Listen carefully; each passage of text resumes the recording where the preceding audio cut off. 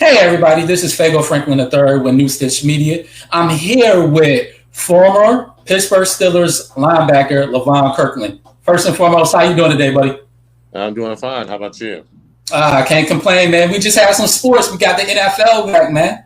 How you feeling about that? Yeah, it's always good when football is around. So it's good to see different environment, different field, but nonetheless, some pretty good games and good football. Exactly. So before we get into your journey and your story, tell me how different it was just being on the field, because I know you are a linebacker coach for the Arizona Cardinals. So tell me how different it was without the fans. Well, I'm actually not a linebacker coach there anymore, but I don't really know how it feels to be without the fans.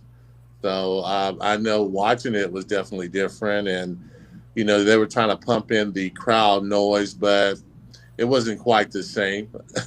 It was strange to see, but when you look at it, the football, and you get kind of used to that, it pretty much was all the same. First game is always going to be a little sloppy, not going to be quite as crisp as you want it to be, but good football was just good to see. Okay. At what age did you decide, hey, this is something that I wanted to be my career? At what age did you decide, hey, I want to be a football player? I really decided pretty young. I was around 11 years old. I remember just throwing the ball around, and I remember catching it and telling myself I was going to play pro ball. And because even before that, I was a big fan. I watched a lot of ball. But I really didn't start playing organized ball until I got to the ninth grade. So it was a long time coming, but football has always been a very important part of my life. And when I was that young, I decided I was going to play, and I believe I was going to play on the highest level. Now, this is a weird and touchy topic that a lot of people are covering. What is your perspective about the Black National Anthem? I know a lot of people on my end, they were a little disappointed that the Black National Anthem was not shown. Do you feel like this is just a trend, or do you feel like this is actually a change within the NFL? Well, I think the NFL is always pretty calculating when it comes to anything that they're involved with, whether it be cancer or the military. The NFL is always going to try to make the thing that makes the best sense for them. I'm not sure if it will last at all. I can't give a definite answer for that. I believe that in this time where it's trending, that the NFL is going to do what's best for the NFL. So if it's best for the NFL right now, that's what they're going to do.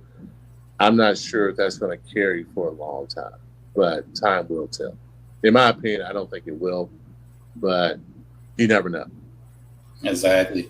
So what was your experience like playing for the Steelers? I know they just pulled out a good W this season already. So when you played, what was your experience like, playing for Bill Cowher? It was a wonderful experience.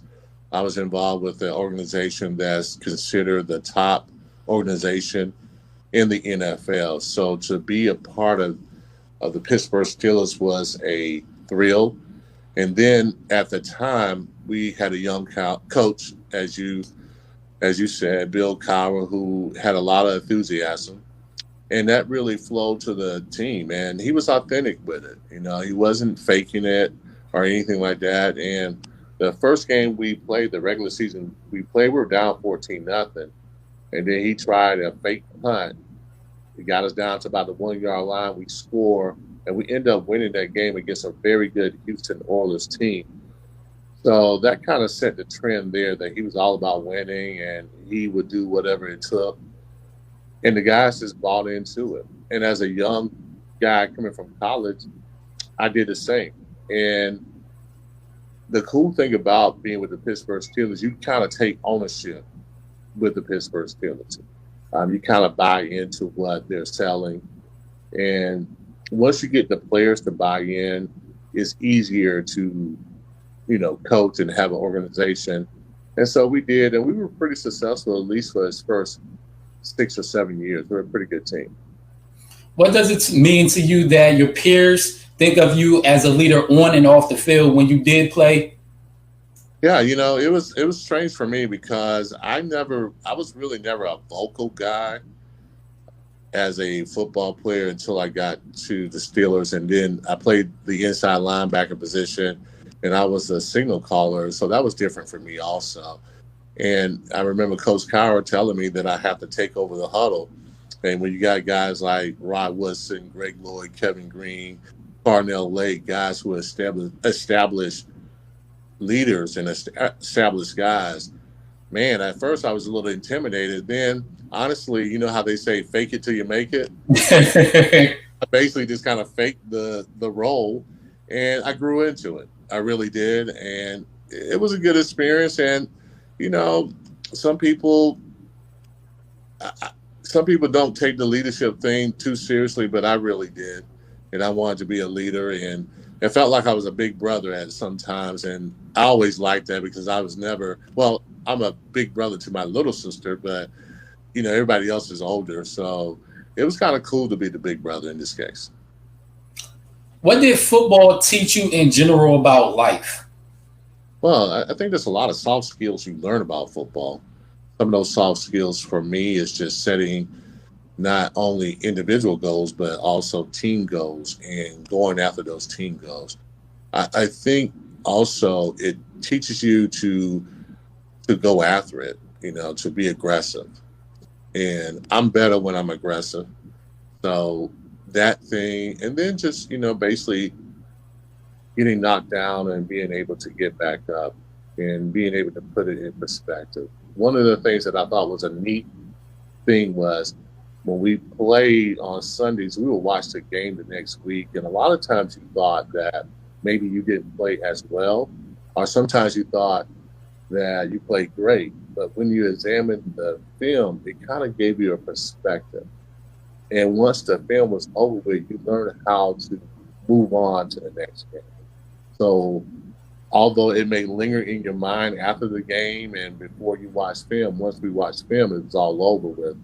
So, some of those soft skills, how to communicate with others, dealing with diversity, that's something that you definitely have to deal with when you're talking about being on that level and the college level, even the high school level. So I thought football really taught me a lot of soft skills, and those soft skills you can carry on throughout your life and hang on to them. And it can be, something you can go back to. So I think that it really showed me how to be a productive person.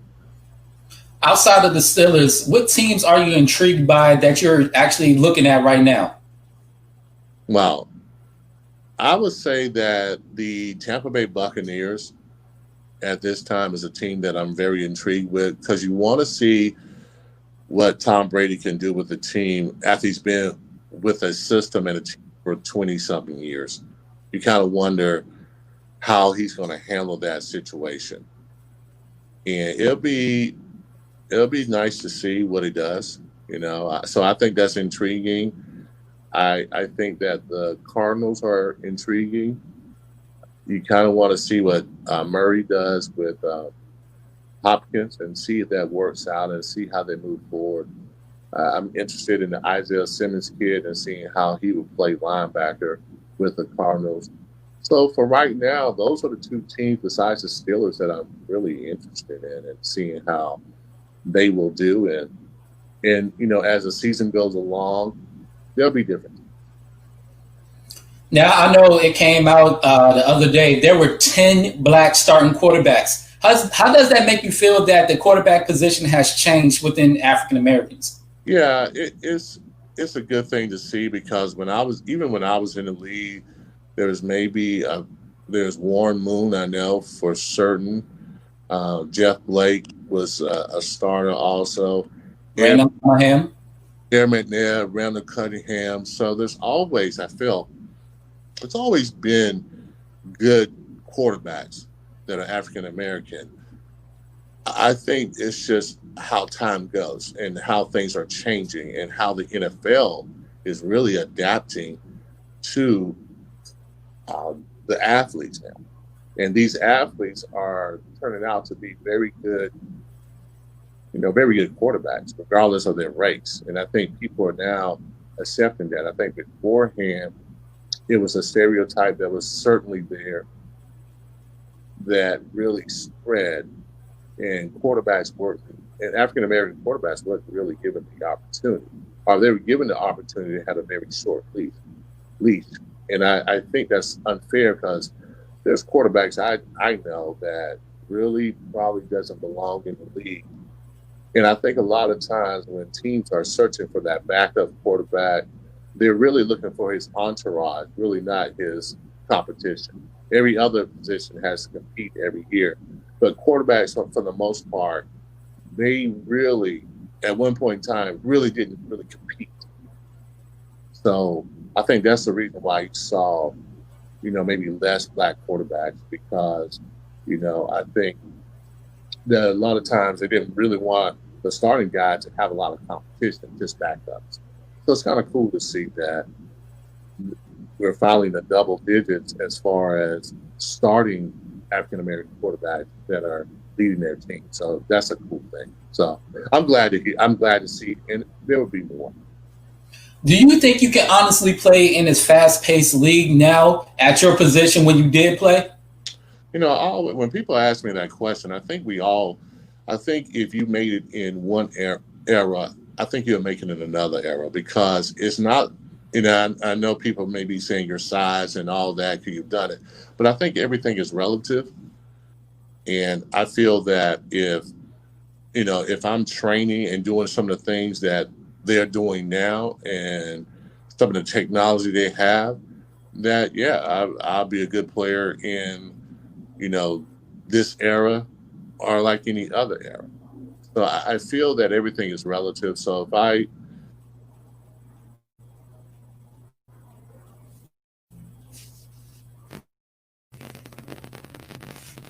okay, so you get some of the same things. So I feel like, yeah, if I made it in the 90s, I would have made it any other time too. What advice can you give some of these free agents that does not have a job? What advice can you give them right now during this pandemic? Oh, well, I think the obvious thing is that you got to just be ready. And then when you get that call, you really got to take the opportunity by the neck, and you got to really run with it. I'll always say anybody goes into a team and they're a free agent, you really have to pop more so than anybody else has to pop because you got the veterans that are there that are in the system, and then you got your draft picks, the ones they really kind of believe in, and they're like, yeah, okay, these are guys, and we think they have the potential of doing this. Free agents, a lot of times, they serve as camp bodies, especially the rookie free agents.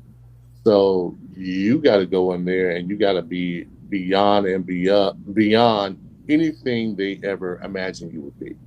You really got to pop. And that's just, to me, that's just the honest truth.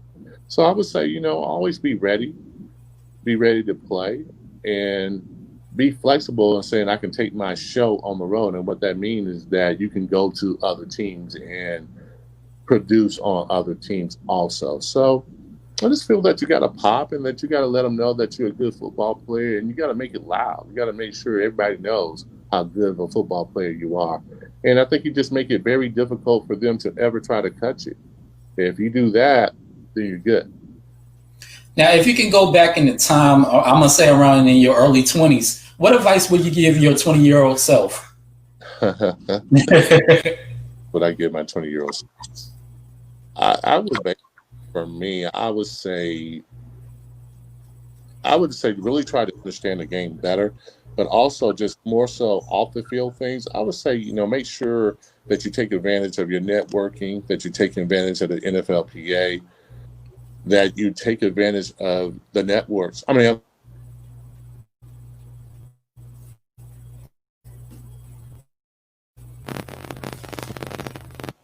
so I would say just take advantage of those things and really make sure that you take care of your money and make sure that it can last you for a lifetime. So those are things I would say, and I would say build upon your money too. Just make sure you can build upon it. After you retired from being an NFL player, was it kind of hard to adjust to regular life and try to find that purpose and passion? Yeah, it was a transition, no doubt about it. It was a transition that I think no matter how you feel you're prepared, you're not really, because you go through such a routine and you have such a scheduled life that is similar to the military in a lot of ways. Mm. You're basically told what to do it, when to be there. And I feel like now that you're away from the game now, or you're away from the military, now you have to use your own critical thinking. Nobody's setting a schedule for you. Nobody's telling you where you got to be, what time you got to be. So I think for a lot of players, well, I just speak from my experience, now is what you do with your time, how you maximize your time. Nobody's telling you what to do anymore. So I think that was probably the tougher thing to do. And, you're used to certain things in certain seasons. August come around, you're ready for football. September comes around, it's the game, the playoffs, the off season. So a lot of your time is dictated. So you have to be able to dictate your time. But yeah, I think that transition is very hard because in most people's life, your dream kind of expands a little bit more. Mm-hmm. But with athletes, you pretty much conquer your biggest dream very early in life, but you have a lot more life to live. So what are you going to do with all the rest of that life? Is the question. Okay. So go back in the time and tell me how you were feeling when you got drafted in the second round by the Steelers. It's an amazing feeling. It's something that you really dream of all your life. But, around your senior year, and you do the bowl games and you do the senior bowls and you do the visiting with the teams and you train with the teams, you understand how close you are to your ultimate goal. I mean, the light is right there, but you really don't know where that journey is going to begin. And you don't know where you're going to get drafted. Some guys know. Some guys, top 10 or something like that, you kind of know. But really, I would say after the top 5, you're not quite sure. And some guys think they're first rounders and they're not. You're not, you think maybe you're a second round and it may not happen for you, even though you may have that kind of value. You just don't know. So for me, in my experience, it was a great experience. I was at my sister's home and I went to the bathroom before the Steelers picked me, and I was basically looking in the mirror and like, they're going to pick me. They're going to pick me. They're going to pick me. I was so confident about it that I sat by the phone. Uh-huh. And the phone rang. And I picked it up. It was Pittsburgh Steelers. So, I mean, maybe those affirmations actually do work. Maybe put it out there in the universe and it happens, because, in all honesty, you don't really know. And it just happened for me. And I went to the team that I wanted to go to. So I was excited about it. It was a great thrill. My family rejoiced in it also. And it turned out well for me. It really did. What advice can you give some of these younger players about staying true to themselves and not being distracted by, the women, the drugs, and different things on and off the field? Well, I think it's tougher now for guys, because now you have what we call social media. Yeah.